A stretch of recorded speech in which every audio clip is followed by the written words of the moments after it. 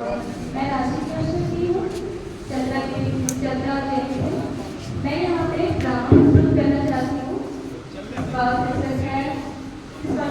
है रानी सुपर्णा। आप सबके सामने मैं रखना चाहूँगी। धन्यवाद। मैं भारत हूँ, जहाँ औरतों को माँ का दर्जा दिया जाता है। भारत जो कि अपने संस्कृति के कारण एक वक्त में विश्वगुरु माना जाता था। इसी भारत की संस्था राष्ट्रीय अपराधी ब्यूरो के हिसाब से वर्ष 2020 में 109 महिलाओं की हत्या डायन कहकर कर दी गई थी। ऐसी महिलाओं के लिए संजीवनी बनी छूट निमत, जिन्होंने लगभग 70 महिलाओं को नई जिंदगी दी, जिसके कारण उन्हें 26 जनवरी 2021 को पद्मश्री से सम्मानित किया गया। आज से 27 वर्ष पूर्व इसी समाज ने उन्हें डायन कहकर कलंकित किया था। आइए देखते हैं उनकी कहानी। 3 सितंबर 1995, जिला जमशेदपुर, थाना गम्हरिया, ग्राम बीरबास। न जाने कहां से ये डायन हमारे गांव में आ गई है। मेरे बच्चे को खा रही है। जादू टो न करके उन्हें बीमार कर दिया। ये पंचायत छूटने मातों पे लगे डायन होने के आरोप को सत्य मानती है और उस पर 500 रुपए का जुर्माना भी लगाती है। हम डायन नहीं है, हम डायन नहीं है, हमारे पास पैसा ना है साहब। दीदी हम डायन नहीं है, दीदी दीदी हम डायन नहीं है, दीदी। बंदों के डर से उसे जुर्माना तो भर दिया, मगर फिर अगले दिन। अरे गांव वालों सुनो सुनो सब, वो डायन मेरी बच्ची को छोड़ नहीं रही है। आखिर कब जागोगे जब वो डायन खा जाएगी मेरी बच्ची को। आज मेरी बच्ची को खा रही है, कल तुम्हारी बच्ची को खाएगी। ऐसे कैसे वो हमारी बच्ची को खाएगी? चलो देखते हैं।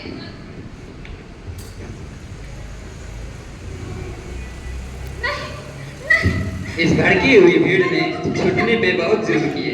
उन्हें पीटा गया पत्थरों से, अर्धनग्न अवस्था में उन्हें घुमाया गया पूरे गांव में, और अंधविश्वास की आगोश में लिपटी इस भीड़ ने रुख किया एक तांत्रिक का। चल डायन, अब तेरा इलाज पापा ही करेंगे।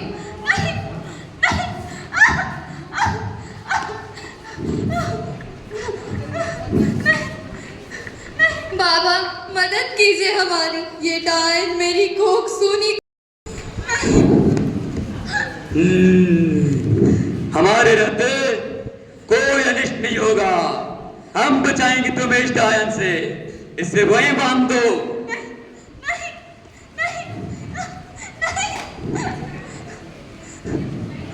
इसके शरीर पे एक बुरी आत्मा का साया है, जिसका घमंड तोड़ना होगा। इसने जिस बच्चे को बीमार किया है, उसका मूत्र लेकर आओ इस प्याली में। मैं डायन नहीं हूँ, मैं डायन नहीं हूँ, दीदी दीदी मैंने तुम्हारे बच्चे का कुछ नहीं किया। दीदी दीदी मुझे छोड़ दो, दीदी मुझे जाने दो, मैं यहाँ से दूर चली जाऊंगी। दीदी नहीं नहीं जाएगी तू मेरा परिवार खाने आई है। तुझे अब बाबा ही ठीक करेंगे। बाबा मुझे मेरे परिवार। चली जा, गैरत है तो चली जा। पकड़ो इसको। नहीं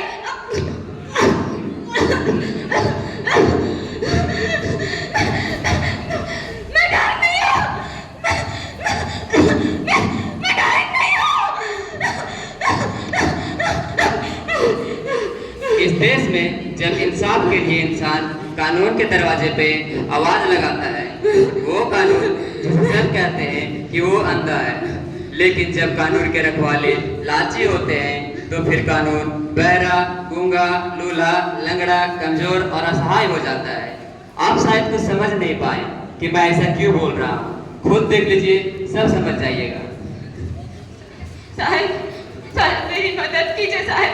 सब डायन डायन बोल के हमरा मार रहा है साहब। कोई हमको जीने नहीं दे रहा। हमरा रपट लिख लीजिए साहब, हमरा बचा लीजिए। है कोर्ट सुने होगा, लिख लेता रिपोर्ट, लेकिन पहले रिपोर्ट लेने का फीस तो जमा करो।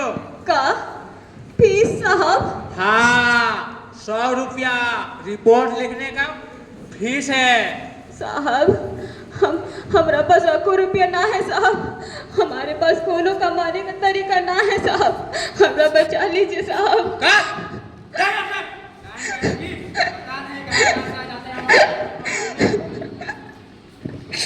और यहाँ कानून के दरवाजे से खाली हाथ लौटने के बाद छुटनी के घर छोड़ दी और जब कहीं सहारा नहीं मिला तो वो खुद मजदूरी करने लगी।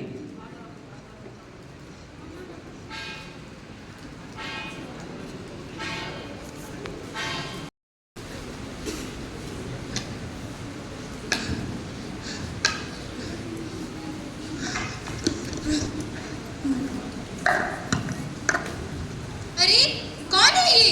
क्या हुआ इसे? बहन, बहन, उठो बहन, क्या हुआ तुम्हें? इतनी कमजोर होकर भी मजदूरी कर रही हो बहन। घर में कोई मर्द नहीं है क्या बहन? क्या कही दीदी, ना मर्द साथ दिया ना भाई बुझा, सब डांट डांट कह के हमरा घर से निकाल दिया दीदी। अब मजदूरी ना करे तो क्या बचपन को मर जाने थे। ये सब की चिंता तुम मत करो बहन, आओ हमारे साथ, हम आशा नामक संस्था से हैं। हम तुम्हें वहाँ इज्जत वाला काम भी देंगे, तुम्हारे बच्चों को भी पढ़ाएंगे। चलो हमारे साथ। ठीक है दीदी। और यहाँ आशा नाम के एक एनजीओ ने छुटनी के जीवन में एक नई आशा दी और वह अपने पैतृक गांव में रहकर अपने परिवार का पालन पोषण करने लगी, मगर वह अपना पुराना गम अभी भी भुला नहीं पा रही थी। फिर एक दिन एक बड़े अधिकारी उस संस्था में आए।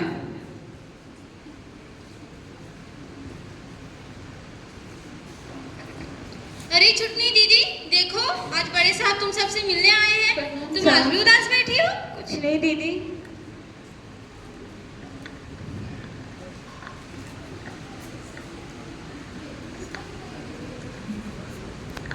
कौन थी ये महिला जो कहीं से अलग बैठी हुई थी? इसे लोगों ने डायन कहकर बहुत जुल्म किए। बेचारी अपनी जान बचाकर तो भाग आई, लेकिन अभी भी उस गम से निकल नहीं पा रही। अच्छा,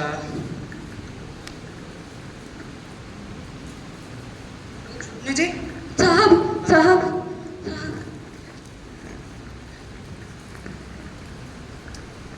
चिंता मत कीजिए, हमें अभी अभी आपके बारे में पता चला है। हमारे एक मित्र हैं जो आप जैसी महिलाओं को कानूनी सहारा देते हैं, वे आपको इंसाफ दिलाएंगे। साहब, क्या इंसाफ से हमरा इज्जत वापस आ जाएगी? क्या वो सारे दर्द में भूल जाऊंगी साहब?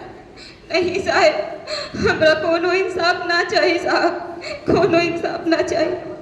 अगर तुमको ये अपना दर्द भुलाना है तो सबसे पहले यह सिसकना छोड़ना होगा और सहारा बनो उन जैसी महिलाओं का जो तुम्हारी तरह प्रताड़ित हो रही है, जिन पे जुल्म हुए हैं तुम्हारी तरह। जागरूकता फैलाओ और उन सभी महिलाओं को यहाँ लाओ। हम उन्हें इंसाफ दिलाएंगे, हम उन्हें रोजगार दिलाएंगे। आप ठीक कह रहे हैं साहब, जो हमारे साथ हुआ वो और किसी और के साथ नहीं होने देंगे साहब। तो चलिए आप हमारे साथ। ठीक है साहब। यहाँ से शुरू हुई संघर्ष की वो दास्तां जिसने ना जाने कितने महिलाओं को सही राह दिखाई, उन्हें हंसने की आज़ादी दी और छुटनी महतो अपने राज्य और अपने देश भर में मिसाल बन गई।